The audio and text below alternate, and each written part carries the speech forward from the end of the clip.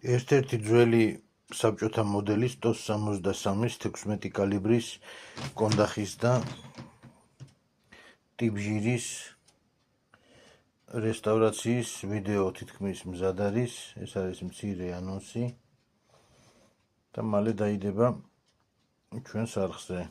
გადაღების პროცესი და თვითონ რესტავრირების პროცესი ხდებოდა რამოდენიმე დღე, მაგრამ მალე თქვენ ამ ვიდეოს იხილავთ ერთიანად, სრული ფორმატით, არ გამოტოვოთ. სულ ალბათ 1-2 დღე დარჩა ვიდეოს დამონტაჟებამდე და ბოლომდე დასრულებამდე. ნახავთ როგორი იყო